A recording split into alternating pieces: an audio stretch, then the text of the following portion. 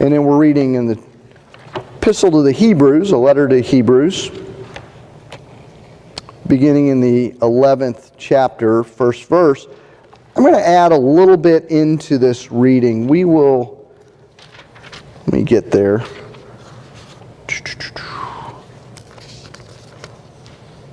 We are also going to read a few verses from the beginning of chapter 12. I'll tell you when we're going to leap there. Well, let's start in chapter 11, verse 1.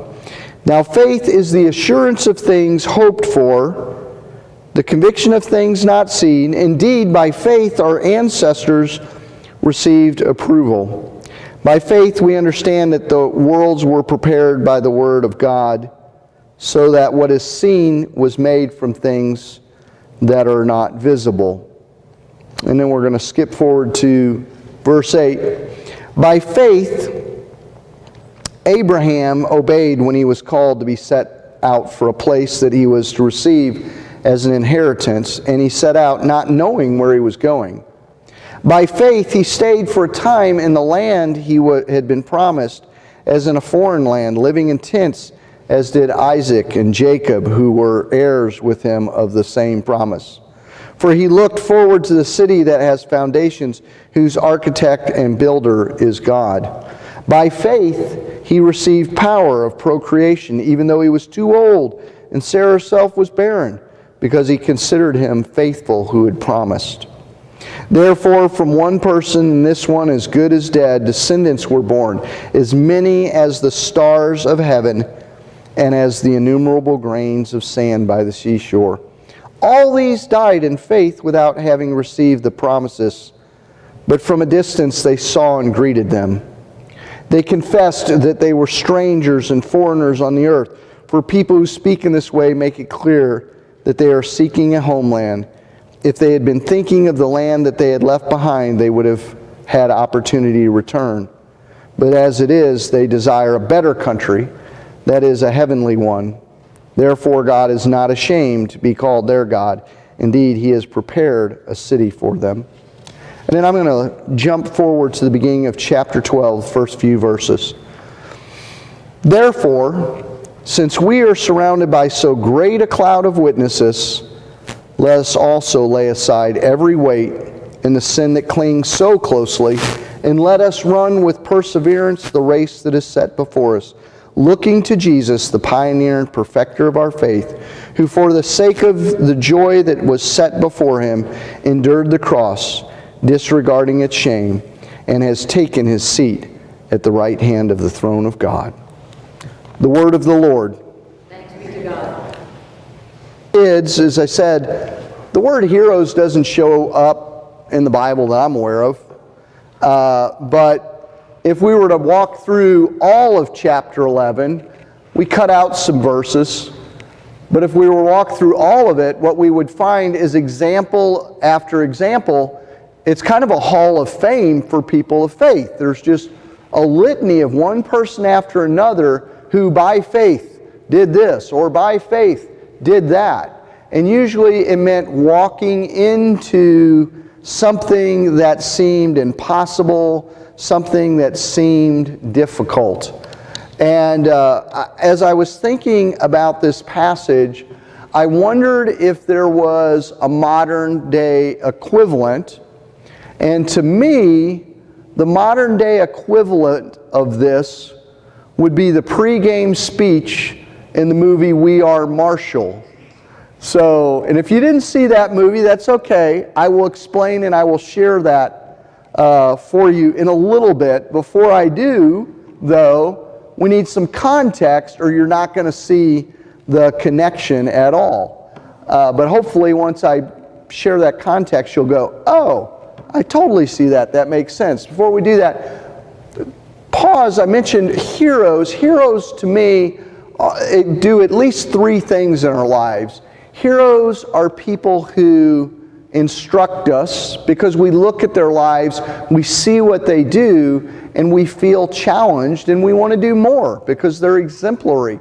They're good role models, and by their example, they instruct us on what is the right thing to do, that others around them are probably failing to step forward into, and they are uncommonly good, if you will, which kind of raises the bar for us.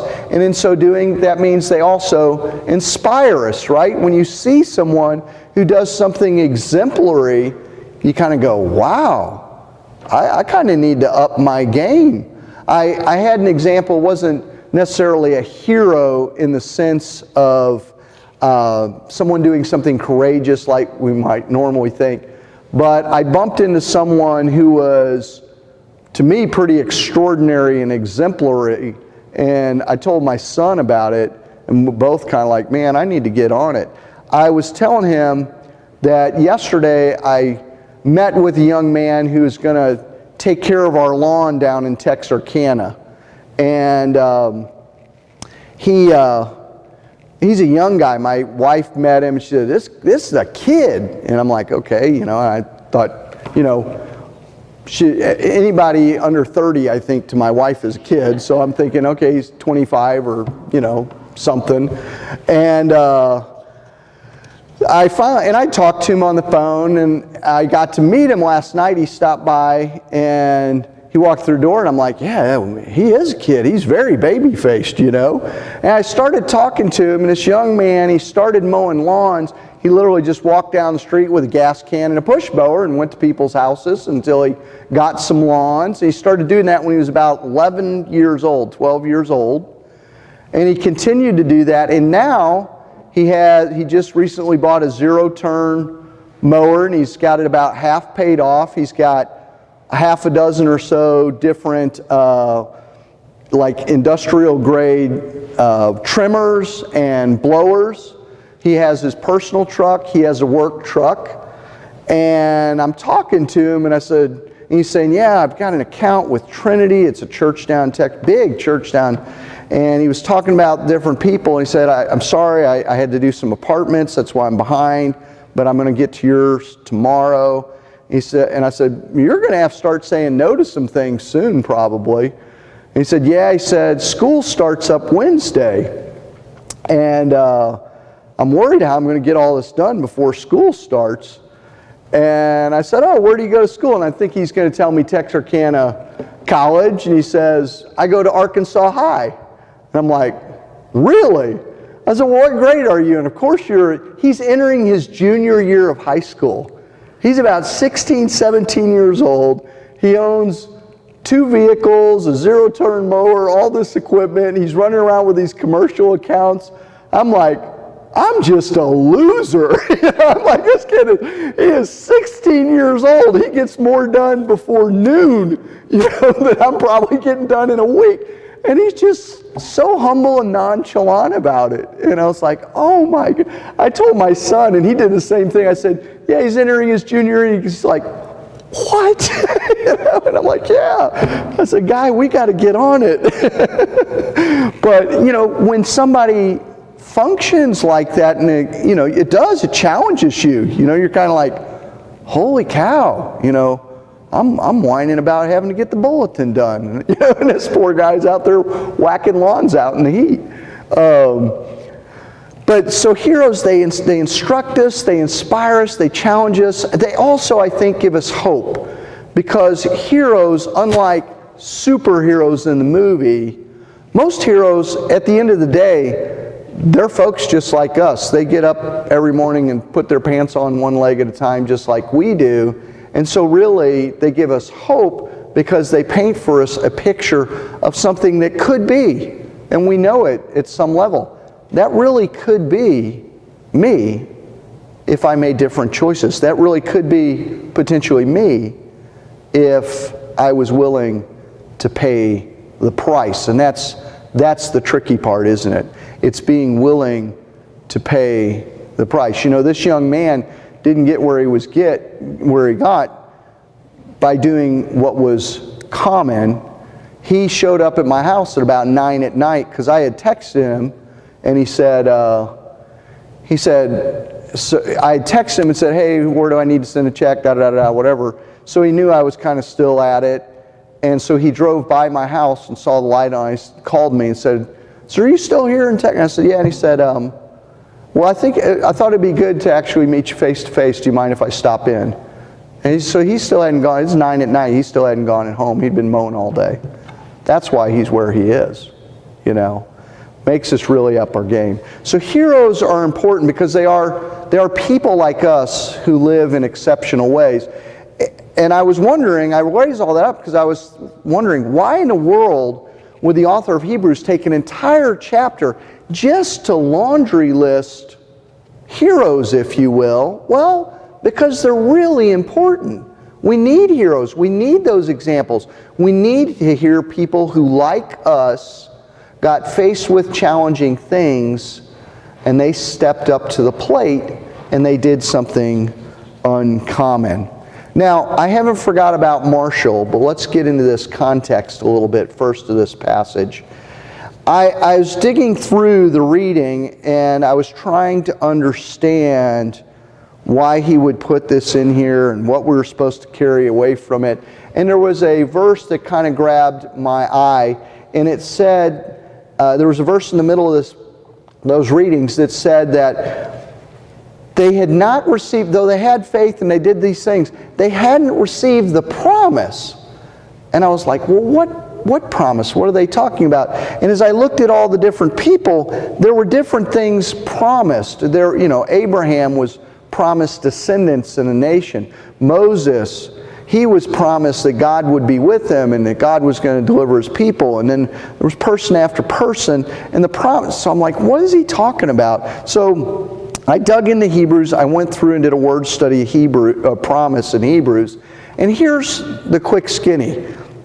It really gets unpacked in 8, 9, and 10. Chapters 8, 9, and 10. I'm not going to walk you through every ounce of that. I'll give you the Cliff Note summary at the end of that, which pops up in 9 and 10. 9, there's a really important verse. I just want to share 2 verses for you. 9, it says, "For this reason he is a mediator of a new covenant, so that those who are called may receive the promised eternal inheritance." So flag those words, eternal inheritance. "Because a death has occurred that redeems them from transgressions under the first covenant." And when I started to see that the promise, this an eternal inheritance, had some characteristics to it. So the promise that he's talking about, that's at the heart of this passage, is an eternal inheritance from God. It's something given to us from God that lasts forever and ever and ever. And then in 10, and I won't read the verse, but I'll give you the bullet points of it. In 10, he actually lays out what the eternal inheritance is. He says that we are sanctified, we are perfected, we are forgiven, and we're purified in conscience, and most importantly, we're given access to God. So that eternal inheritance, what makes it up, we're sanctified, perfected, forgiven, purified, and we are given access to God. And it all has to do with remaking the old covenant. Because in the old covenant, basically what Hebrews says is, in the old covenant, if you had sin in your lives, what happened was, there was a high priest who had special access. He was the one guy who could go in the Holy of Holies in the tabernacle, this physical place, and he could make a sacrifice for you on behalf of folks. But that wouldn't last. And that was temporal, and it was an earthly tabernacle, and it was an earthly high priest. And what this author of Hebrews is saying is, but we now have a new covenant. We have a new mediator, Jesus Christ. And what he's done, it completely replaces and fulfills all of that old system. Because before, what you did, it was temporary. It was by a high priest who had to do sacrifice again and again, and you had limited to no access with God. Now, though, what Jesus has done is eternal, because he died and he rose and he intercedes nonstop for us. He's there forever, and he's always before God. And if you all remember, when Jesus was crucified, one of the things that happened was the temple curtain was torn into, the Holy of Holies was laid open, where no one but that high priest could go. And in my mind, symbolically, God was just laying it open and giving us access through Jesus Christ right to Him. We didn't have to have all these mediators anymore because we had one mediator, and He's eternal. And that's what this author's trying to do. Now, he lays all this out. He gives them all this stuff. And at this point, I think he pivots. Like he's laid out everything they believe and why they should believe it. And please, please, hang to this. And then in this chapter, right before, what he's doing is, he's now going, okay, they get it, they understand it. Now I need to really turn up the temperature on encouraging them to not give up.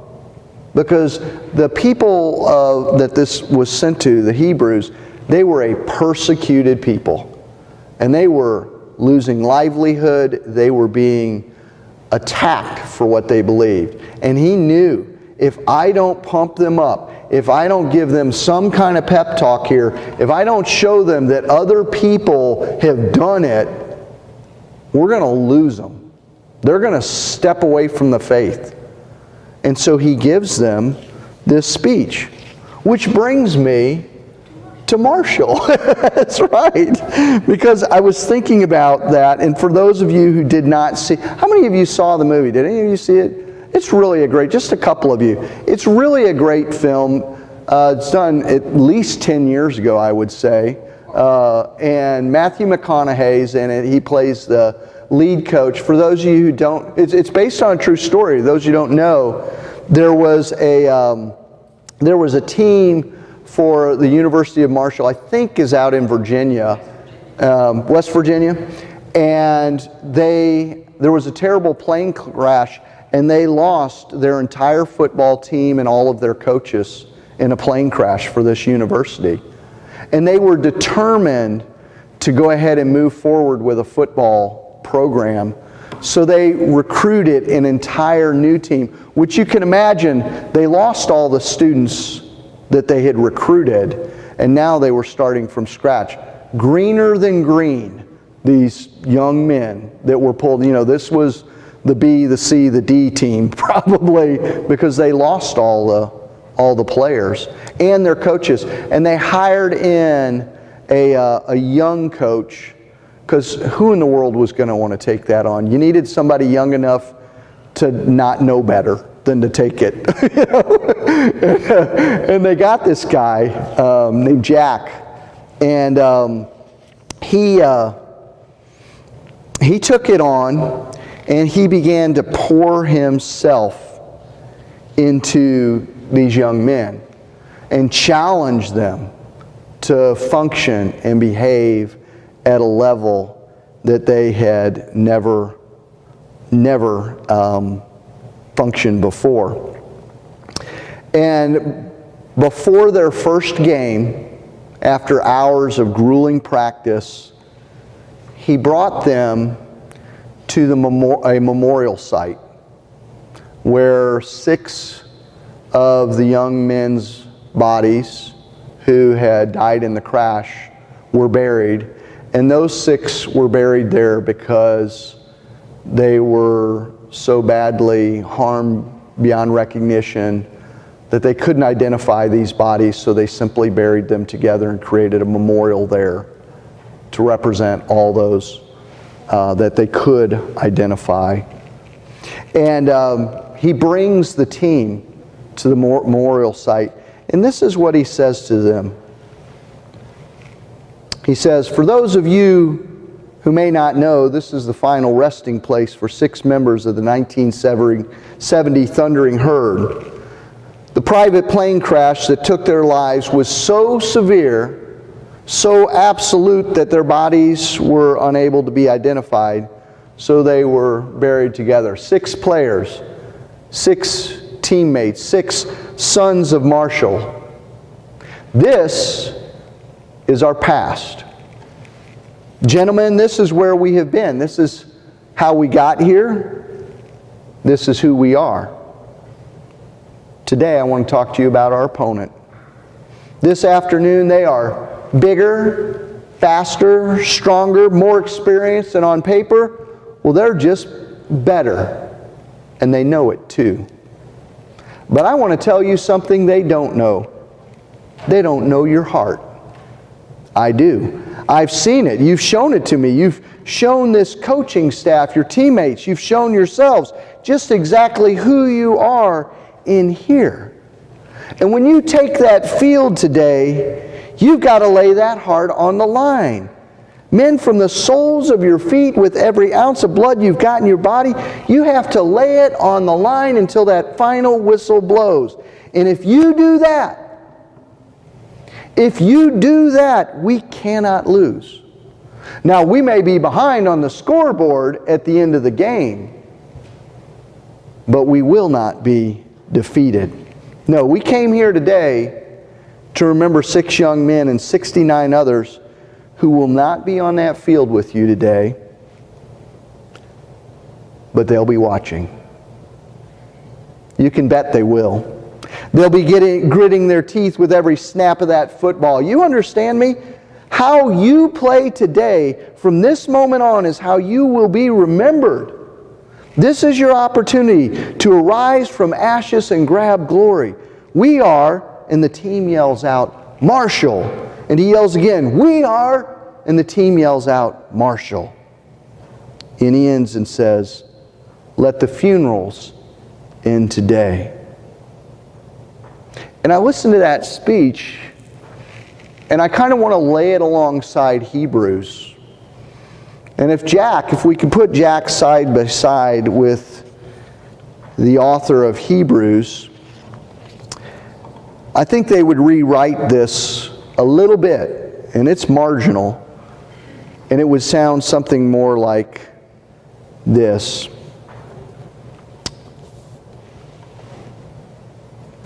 Oops.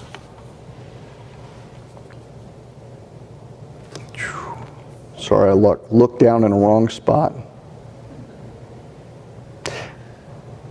Here's what I think it would sound like. The author would say something like this. This is our past, gentlemen. This hall of faith, all these people I've been talking about. This is where we've been. This is how we got here. This is who we are. We are not among those who shrink back and so are lost. Those were the words he shared in Hebrews 10.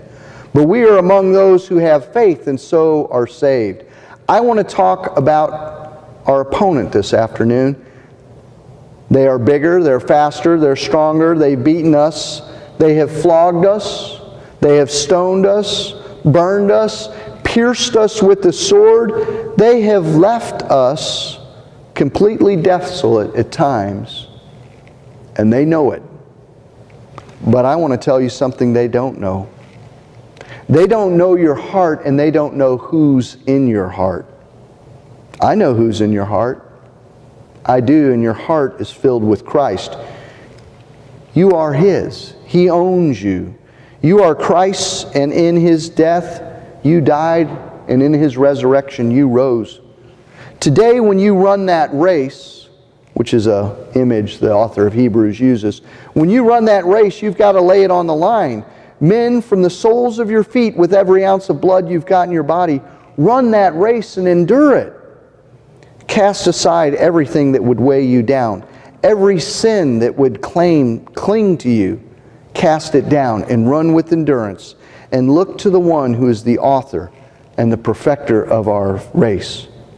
Now, we came here today to remember those figures of faith, those heroes of faith. They will not be on the field with you today. But that great cloud of witnesses, they will be watching. They are watching. And with every step you take, they grit their teeth in anticipation of you crossing the finish line. You can bet they will be watching. Do you understand me? How you run the race today from this moment on is how you will be remembered. In Christ, we are His, and nothing can separate us from Him. Not a sword, There is no opponent large enough. There's no threat big enough. There's no persecution strong enough. For you are Christ's own. Run the race and run it well. Most of those words are straight out of Hebrews. I just brought them together from different places. There is a great cloud of witnesses. We're all sitting here, I would venture a guess, because somewhere along the line we had heroes of faith in our life. We had somebody who impressed upon us the need for Christ. And we had somebody who ran their race well. When I got ordained, my home pastor, Bob, that I mentioned in the children's sermon, and I'll wrap up with this, he preached for my ordination. I did something a little different. Shocking, I usually don't do things the way you're supposed to. But I wasn't ordained in the church I was going to because I was coming there as a stated supply and I wasn't going to be installed. And my church had walked along with me and carried me along so much that I was ordained in my home church. And my home pastor preached. And he used imagery from one of the other epistles. And he talked about running the race. And he said, when I think about the race, I think about it as a relay race. And you know, in a relay, someone's running along with a baton, and there comes a point where you're running and you reach out and you're still running and the other person's kind of picking up speed, and for a moment you hold the baton together and you're running together, but then at some point that other person lets go and you look up and you find you're carrying the baton now on your own. And that's so true. And the author of Hebrews this morning, I think, speaking to those folks who are in that moment where they're just about to look up and see that the baton's in their hand and they have it alone. They're still kind of carrying it, but he's starting to say to them, listen folks, those were the people who carried the baton in the past. But guess who it is now? And he looks about at them. And that's us, folks. That's us. If you look around, there's a great gap in the church where there are those we need to pass the baton to. And they are reluctant to take it. And we have to persevere. We cannot drop the baton. We may have to run an extra lap before we find the one who wants to grab it. But others have done that for us, so let us not grow weary in this race. Let us run it well. Praise be to God that we do not run it alone, but there is a great cloud of witnesses watching on. Amen.